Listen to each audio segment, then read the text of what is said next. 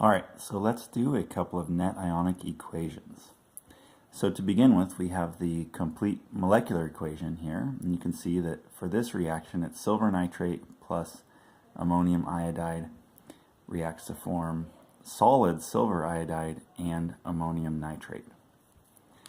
So all we have to do, it's really very straightforward, is just if it's an aqueous ionic compound or aqueous strong acid, we write that separately as ions, because that's what's really happening. Remember, aqueous means that it's split up as ions floating around separately in the solution. So we try to accurately represent what's really going on there in the complete ionic equation. So for the first one, we're going to have Ag, silver ion, aqueous, plus the nitrate ion, aqueous, and then ammonium iodide is also aqueous, so the ammonium ion is aqueous, and the iodide ion is aqueous. Then that reacts to form silver iodide. Now that one's solid, so that one's not, those are not floating around separately in solution. They're stuck together as one solid compound. So silver iodide solid, plus, then this one's aqueous again, so you have the ammonium ion floating around separately from the nitrate ion, right there. Alright, so there you have it. That's a complete ionic equation. And what you want to notice is that some things changed. The silver ion, which was an ion floating around separately before the reaction, bumped into the iodide ion that was floating around separately before the reaction to form the silver compound, silver iodide. But the other ones, ammonium and nitrate, were floating around separately at the beginning, and they're still floating around separately at the end. Those are what we call spectator ions, because they didn't actually do anything in the reaction. So for the net ionic equation, we leave out the spectator ions and only write the ions that actually reacted. So that would be the silver ion,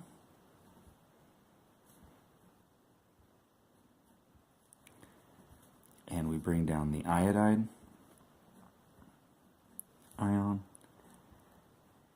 and we get silver iodide solid. There it is. That's a net ionic equation. And the idea is that what's left behind after we get rid of what didn't change is the only thing that's actually happening in the reaction. This is the reaction. We mix silver ions with iodide ions, and they stick together to form a solid. All right, let's do another one. So we'll move on to number 2. Number 2 is the reaction of sulfuric acid with sodium hydroxide. Here you have aqueous sulfuric acid, here aqueous sodium hydroxide. They react to form water, which is a liquid, and aqueous sodium sulfate. So again, aqueous strong acids or ionic compounds we write separately as ions.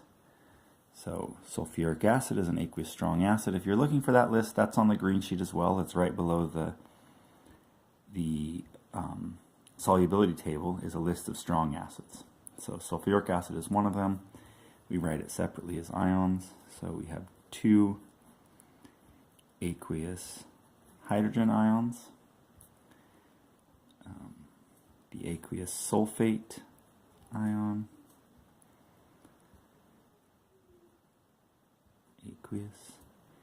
the 2 aqueous sodium ions, and 2 aqueous hydroxide ions. Then those react to form the liquid water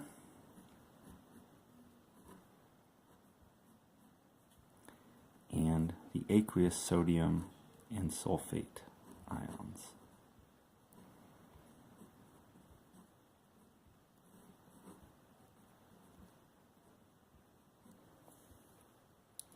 Again, the sodium ions and the sulfate ions are not changing. The sodium ion here is still a sodium ion over here.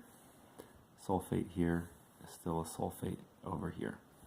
What did change was that the hydrogen ions react with the hydroxide ions to make water. So that's what we write down in our net ionic equation. And you notice here that it's 2 hydrogens and 2 hydroxides and 2 waters, so we'll reduce that to 1, 1, and 1. Hydrogen ions plus hydroxide ions react to form liquid water molecules. And there you have it. 2 net ionic equations, and that's the process for any reaction. If you look at the complete molecular equation, you can reduce it to a complete ionic equation the same way, and then a net ionic equation. It is possible that if everything remains aqueous in the solution, that you get no net ionic equation.